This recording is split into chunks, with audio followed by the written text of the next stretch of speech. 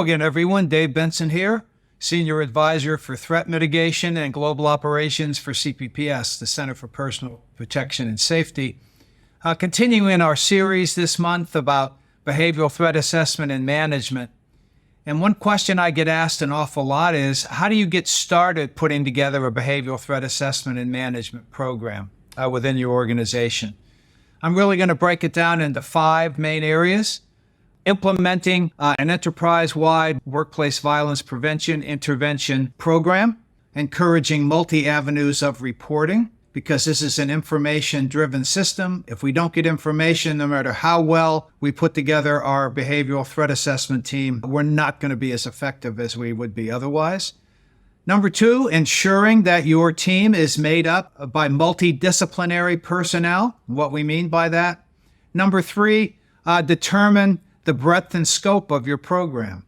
Number 4, implementing initial and recurring training. And then finally, meeting regularly as part of your normal protocols.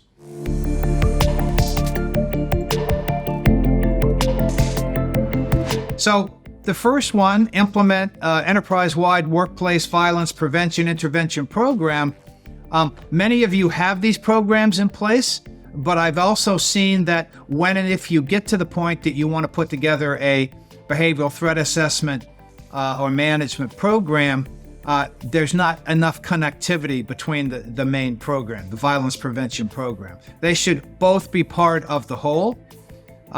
We really need to have multiple avenues of reporting. If we get multiple avenues of reporting, folks feel comfortable sharing the information. And remember, what to report, when to report it, who to report it to, and how to report it. And then what is the organization going to do with that information when they receive it, which ties exactly into our threat management program.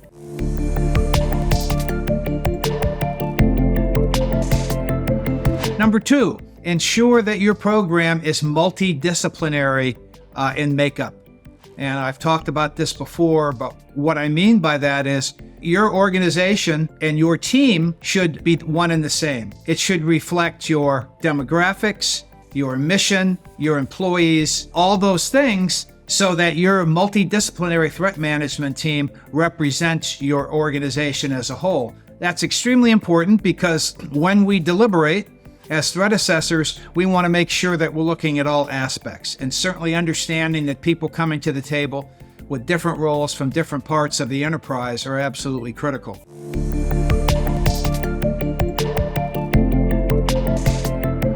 Number 3, determine the breadth and scope of your program.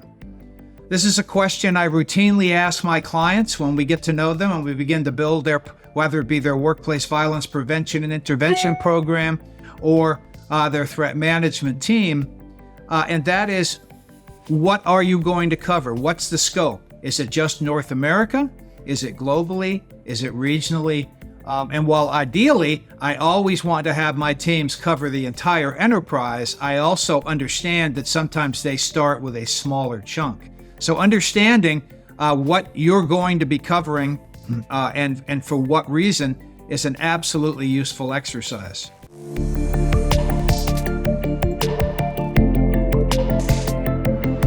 Implementing an initial and recurring training. As I've said several times before, of all the training we advocate and we provide at the Center for Violence Prevention, the most sophisticated, the most pivotal, and the most complicated is behavioral threat assessment and management. So much so that only subject matter experts such as myself and others should be teaching you both the initial and the recurring training. You're not going to see from CPPS a train the trainer in threat management, because that is contrary to the SHRM and ASIS, American National Standard of 2011, and all the subsequent updates, the International Standard and the OSHA directives. So initial training is pivotal, ideally as a team, not as an individual, and then follow up with recurring training every year or so to include curriculum refresher and also scenario training is absolutely critical.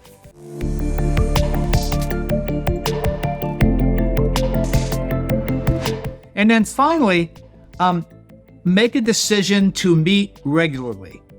If there's one mistake that otherwise very effective behavioral threat assessment and management organizations make, is that they don't meet regularly enough. If you are meeting only when you have a threat, you're not meeting enough. And so sometimes we need to meet just because to discuss old cases, what cases are coming across our desks now, and what are some of the trends, threat-wise and others, not only in the country and the world, but throughout our organization, that we need to pay attention to so we can constantly tweak and evolve our program. So meeting regularly is absolutely critical.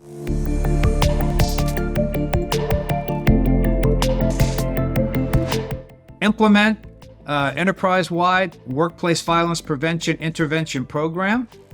Ensure your team is multidisciplinary in makeup. Determine the breadth and scope of the program. Initiate and implement initial and recurring threat management training, and then finally meet regularly.